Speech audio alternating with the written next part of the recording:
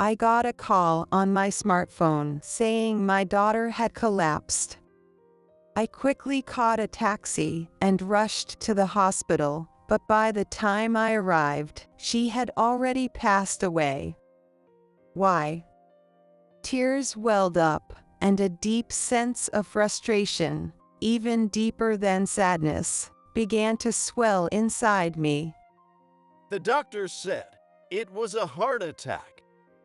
David, my son-in-law, told me in a calm voice. The 3 granddaughters who had come with him were crying their hearts out. It's no wonder they were so upset by this sudden occurrence. They're still teenagers, at such a sensitive age. I couldn't help but hold all 3 of them tightly. Then, we had my daughter's funeral. Her boss and colleagues from work attended the service, mourning her untimely death.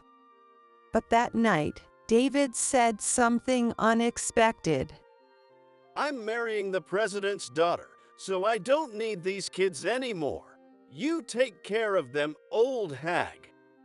Incredibly, he made this outrageous declaration, openly abandoning his family.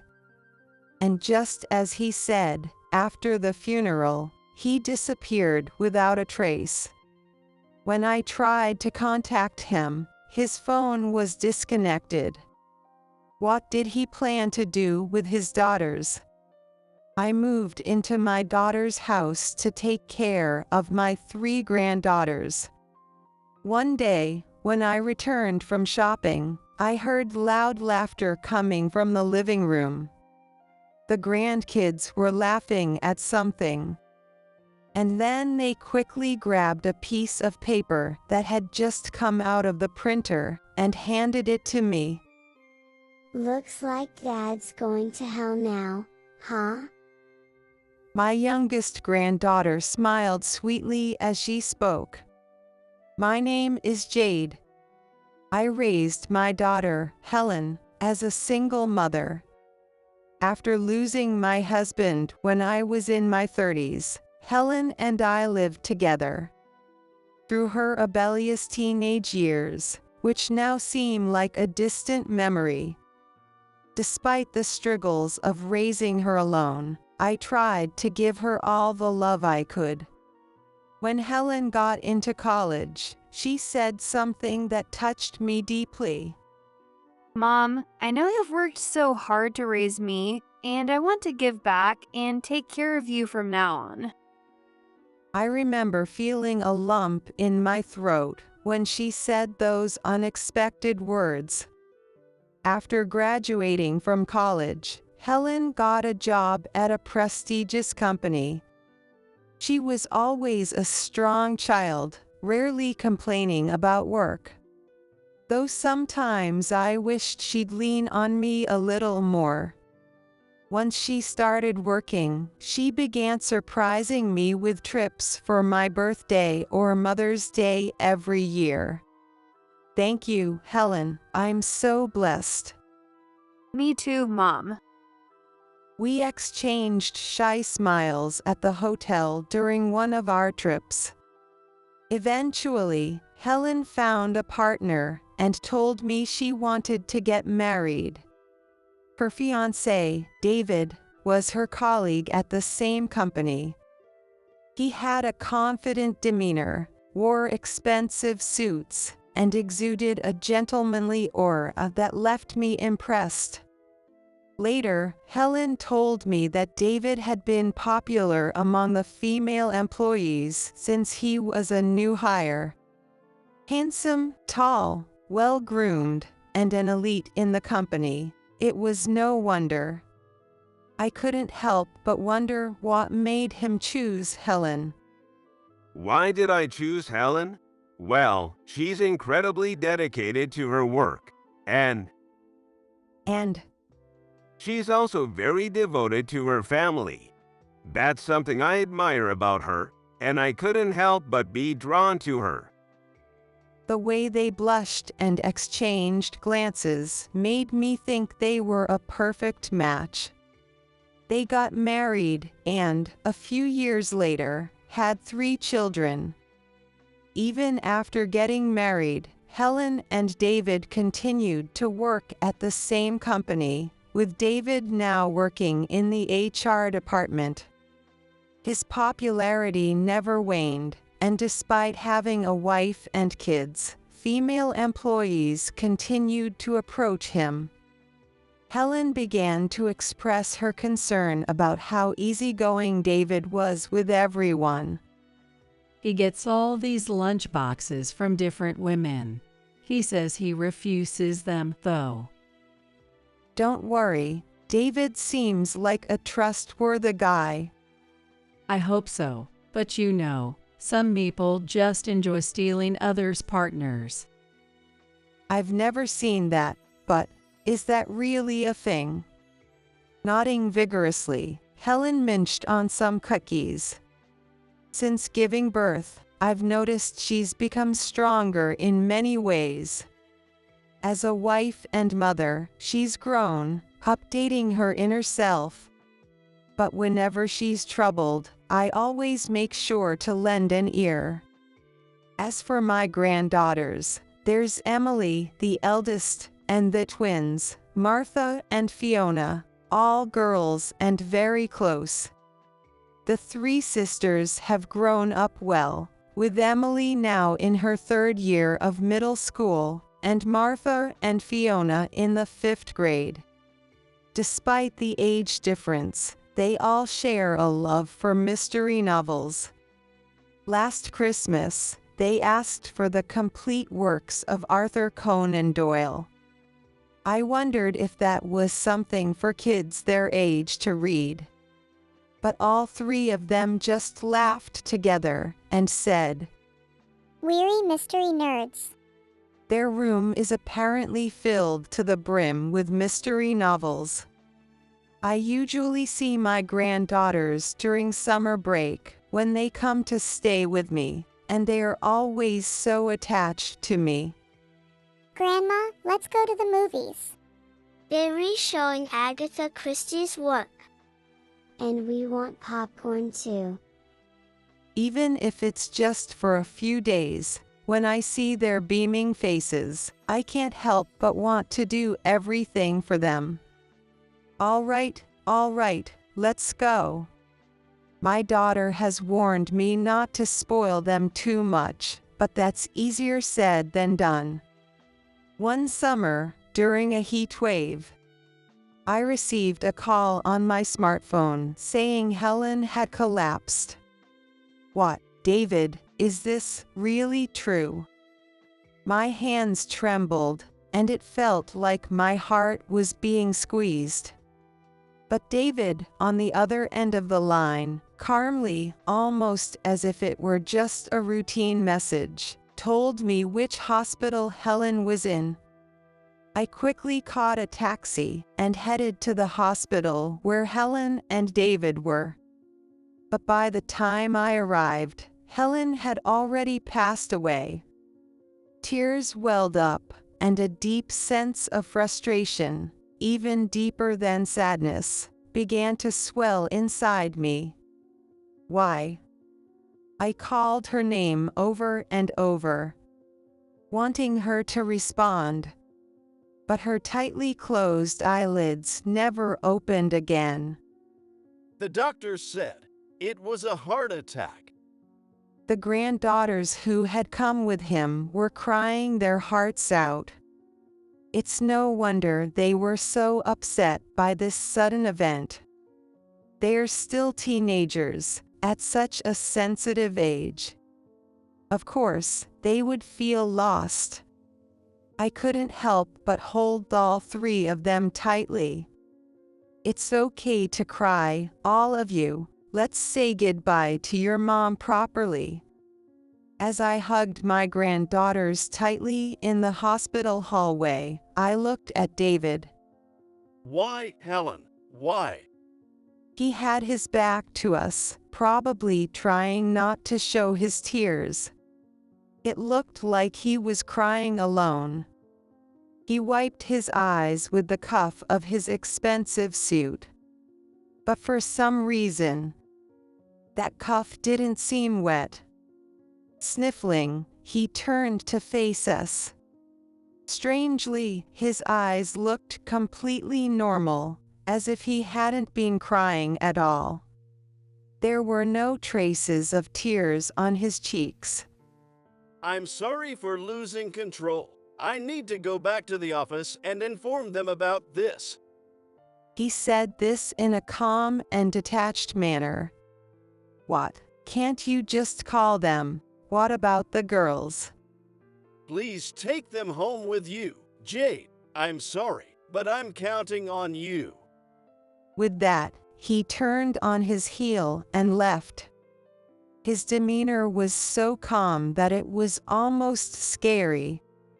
Or maybe he was just trying to act like it's no big deal.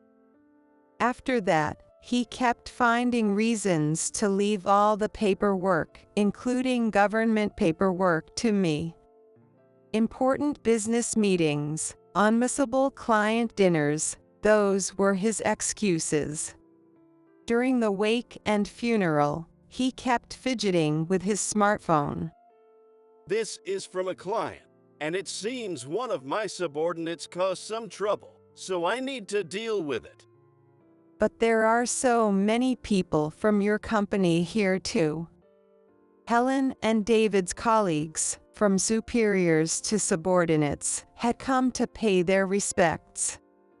There were bosses who shed tears over Helen's untimely death, female coworkers who had lunch with her, and younger colleagues who admired her. Everyone shared memories of Helen, saying how she was always looking out for others. They spoke of her outstanding work and how she came up with ideas that no one else could, leading to great successes. I had never heard about her work from Helen herself. Learning about this unknown side of her now filled me with a sense of inadequacy. You're the primary mourner, so you should properly greet everyone. When I gently reminded him, David sighed with annoyance. All right, all right. At that moment, a woman approached David. David, my deepest condolences. The moment she saw me, she quickly changed her tone. I found it suspicious, but David seemed unconcerned, even pleased, to see her. Laura, thank you for coming despite your busy schedule. Oh, Jade, this is Laura Wilder. David suddenly became very talkative and even mentioned that she was the daughter of the company's president. Watching them, I couldn't help but notice how unusually close they seemed. It seemed they weren't old friends or childhood acquaintances either. Even at the funeral, Laura wouldn't stop clinging to David. As if to say, this is my place, right by his side. My gut feeling, which I wished would stay quiet, was telling me something was off. That night, after the grandkids were asleep, I confronted David about his relationship with her. He responded with clear irritation. What? Oh, Laura? Well, yeah, she's my girlfriend. I couldn't believe my ears. Girlfriend. After I get married, I realized something. Helen is plain, boring, and not at all glamorous. I stared at him, shocked by his words. Even though we have money, she just kept saving it all for the kids. He spat out the words, clearly fed up. I got tired of living like we were poor. Saving is necessary. You have 3 kids' education to pay for. Helen told me that too. That's why I kept telling her I wanted a divorce, over and over. Over and over. But she refused every time, saying it wouldn't be good for the kids. She wanted to wait until they were adults. Maybe, as someone who grew up with a single parent, she didn't want her daughters to go through the same thing. She always put the kids first, and I was always last. She's just too serious, and I'm sick of it. I couldn't understand him. What kind of family doesn't prioritize their children? He was an adult, yet he seemed to only think of himself. As he fiddled with his smartphone, David said in an irritated tone, That's why I started dating Laura, to blow off some steam, and then I realized I'd be better off without Helen. I was speechless, unable to say anything, but he continued without a hint of shame. Well, it's perfect timing. I'm marrying the president's daughter, so I don't need these kids anymore. You take care of them, old hag. Incredibly, he openly declared his intention to abandon his family. Before I could say anything, he was already gone. Even though he attended the funeral as the primary mourner, as soon as it was over, he left the house, leaving the grandkids in a panic. When I tried to contact him, he wouldn't answer the phone. I also heard from the company that after his bereavement leave, he switched to paid leave and hasn't shown up for work. Helen never mentioned anything to me about wanting a divorce. It was a private matter between them, so maybe it wasn't my place to interfere, but I couldn't help feeling that I might have been able to offer some advice. I can't let myself get sentimental now. I slapped my cheeks with both hands and packed for a few days. I decided to stay with my grandkids for a while. When they saw me, they were relieved and started crying, making quite a commotion. With their father gone too, they must have felt completely lost. It's okay now, I'm here with you. After calming them down with a tight hug, I set about preparing dinner and taking care of the laundry. I glanced at the calendar and noticed a date circled in red with the words "Summer Break Starts" written on it. It seemed to be starting next week. Grandma, this year you came to our house instead. I looked down to see Martha clinging tightly to my waist. Her eyes were red from crying earlier. With her innocent expression, she stared at me for a moment before darting out of the living room. Emily and Fiona didn't say anything, but it was clear they were also trying to cope with the reality of the situation. As I spent time with them, I started sorting through Helen's belongings. Each item I picked up brought back a flood of memories. Why did my daughter, whom I had raised on my own with so much effort, have to leave this world so soon? Life is unfair. As these thoughts ran through my mind, I picked up a diary. Upon closer inspection, I saw it had a combination lock, unlike the other things. Come to think of it, she mentioned something about this a few months ago. Helen had told me, if anything ever happens to me, I want you to look at the diary with the lock. She had even given me the combination, saying it was for my ears only. The combination was the sum of the birthdays of Helen, David, Emily, Martha, Fiona, and myself. The dial had 4 digits, with the left 2 representing the month and the right 2 the day. 2788, it's open. What could be written inside? Could it be a will? Part of me didn't want to look, but my curiosity got the better of me. so I slowly turned the pages. If you're reading this, it means I've already left this world.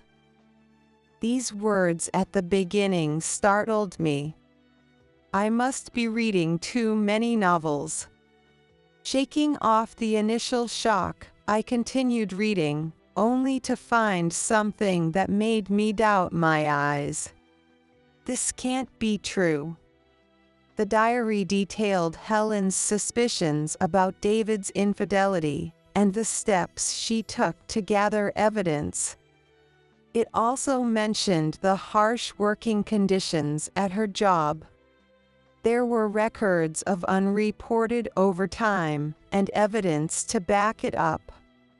Even when she reported feeling unwell, she was denied permission to go to the hospital and was even brushed off at times.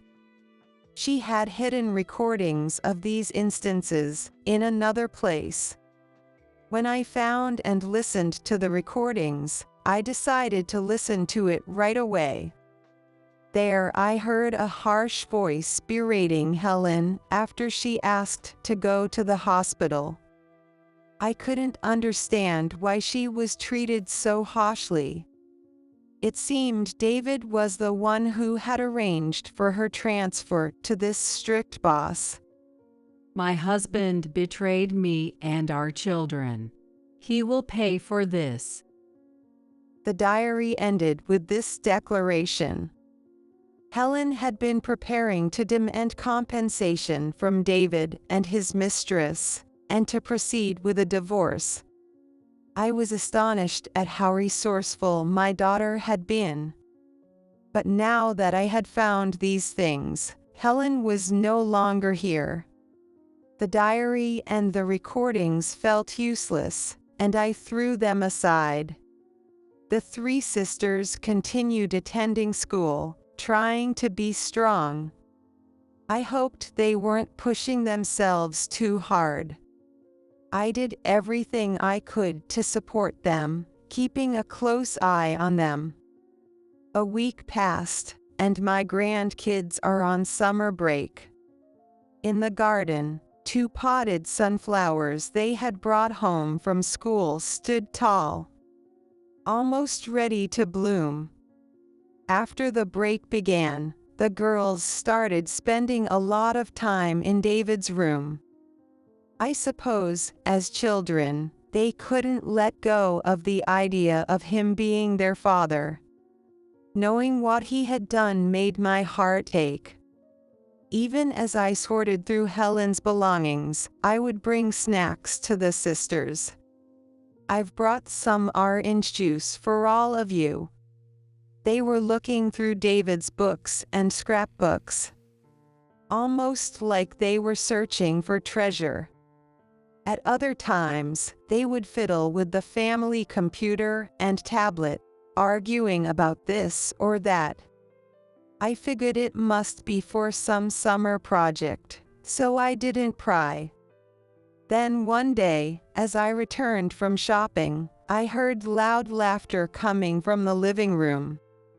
The grandkids were laughing hysterically at something. Well, what's so funny, girls? You seem to be having a great time. As I approached, Fiona noticed me and gave a big smile. She quickly grabbed a sheet of paper that had just come out of the printer and handed it to me. Now Dad's going to hell, right? Puzzled, I looked at the paper they handed me. Printed on it was the title of an anonymous forum thread, "Gather here if you want your wife to die." What is this? I could tell it was from an anonymous message board, but being unfamiliar with computers, I couldn't understand what it meant. With a questioning look on my face, Emily explained, Grandma, do you see the red username here? It says Dave. Dave. Yes. Comments posted from the internet connection here show up in red. So this one was written by Dad. Sure enough, The comments by Dave were highlighted in red. As I read on, I saw detailed descriptions of how he had driven Helen to her breaking point. I abused my HR authority and transferred my wife to a problematic department. They're always short-staffed, so it serves her right. She's so helpful that she stays late every day to help her team, easily exceeding 80 hours of overtime each month. It won't be long before she collapses from exhaustion. How could he? I was horrified, but the comments continued. I pretend to be concerned about my tired wife, but I make her unhealthy meals loaded with oil and salt. It's hilarious watching her eat it every day. She told me her health check results were bad, but I won't let her go to the hospital or get a follow-up. These malicious words were written in red. Other users on the forum responded to David's posts with comments like "you monster" and "keep it up." How could someone who isn't even the Grim Reaper meticulously plan to drive another person to their breaking point like this? I couldn't hide my shock at how far David had gone, especially given how pleasant he always seemed. His final post read, My wife is finally dead. She was taken to the hospital for a heart attack, and I met my mother-in-law there. I pretended to be sad. Now I'm free from her. How awful. He had reported Helen's death with joy. It was so horrifying that I could barely believe it. In the other comments, people congratulated him, expressed envy, and even praised him. I never imagined such a vile world existed, and the realization made me weak in the knees.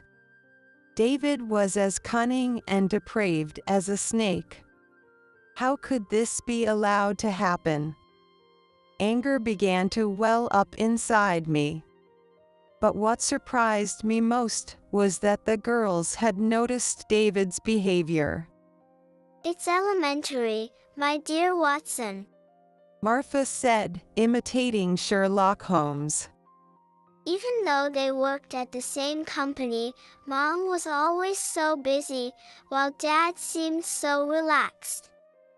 It felt off. And Fiona added, Whenever we argued with Dad, he used to say something. What did he say?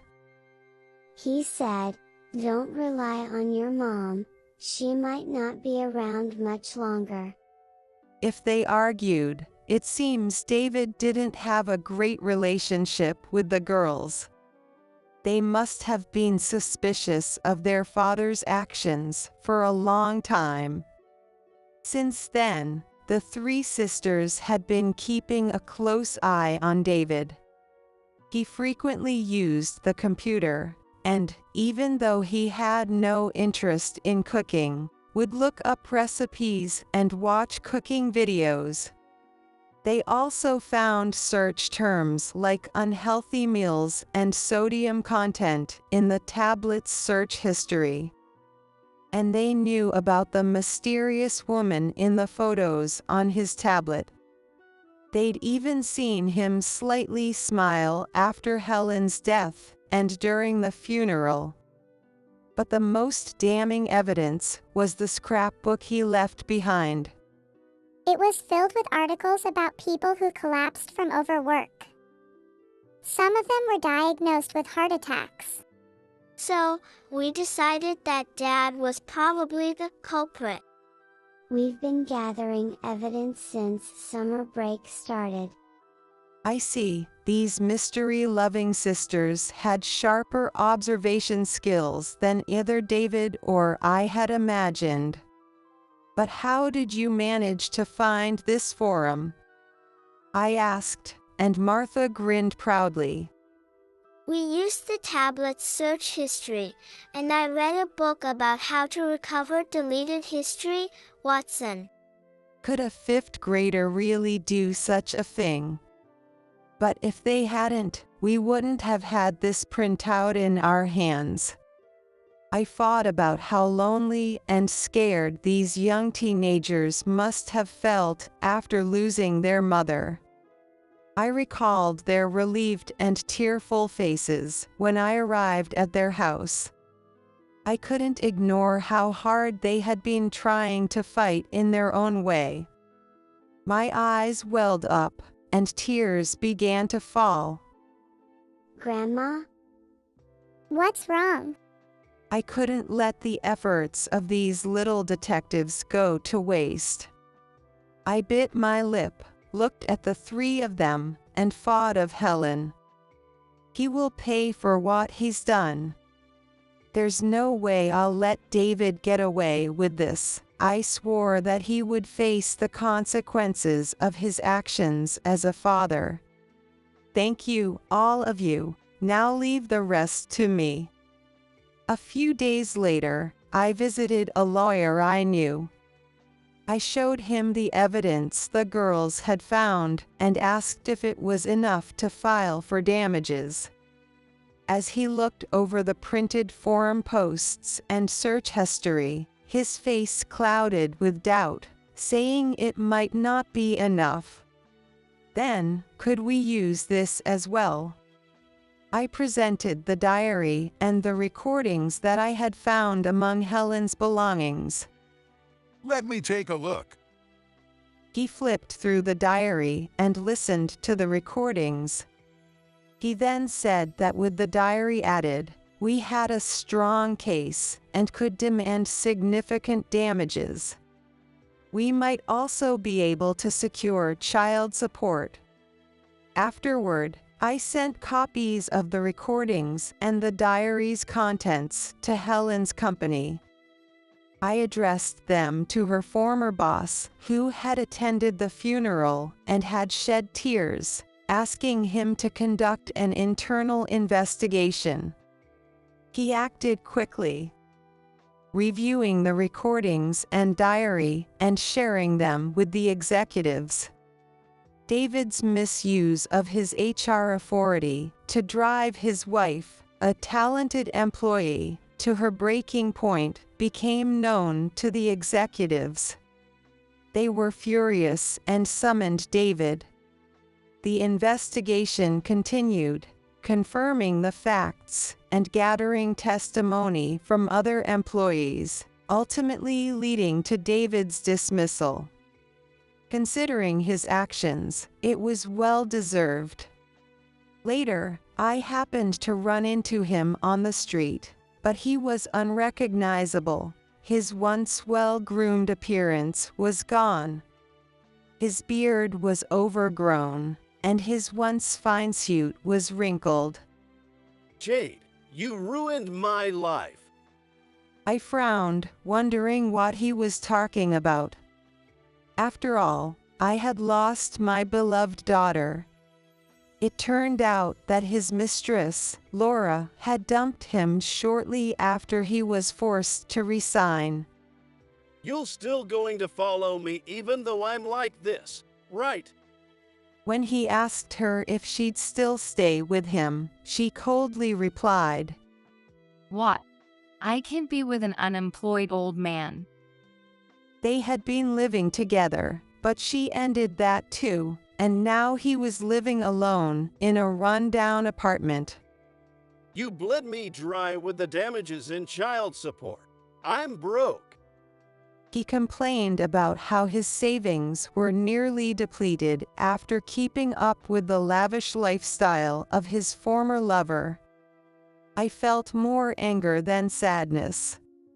I wanted to chase after him and slap that face of his. But the fact that he didn't even ask about the girls showed that he no longer had any love left for his family. With that thought, I resigned myself to the fact that nothing I did would get through to him. Instead of wasting energy hating him, I found much more happiness in focusing on raising my 3 granddaughters. By the way, after David resigned, several executives from the company visited our home. They came to apologize for what happened to Helen.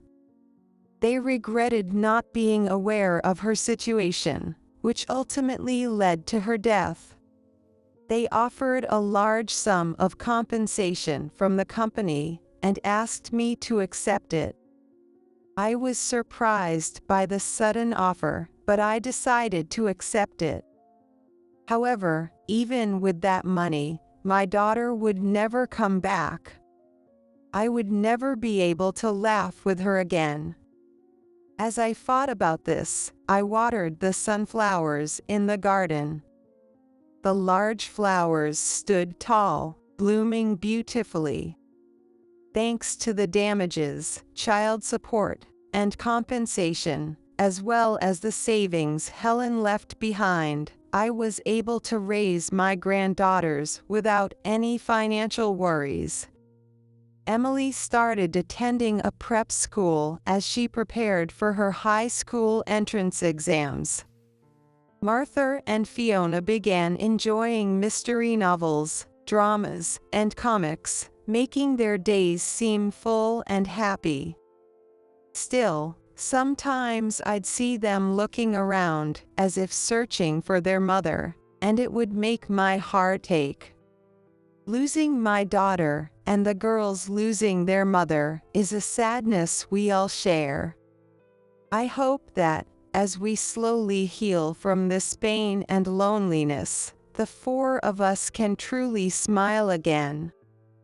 Like those sunflowers, I wish for us to keep our heads held high and live life with strength.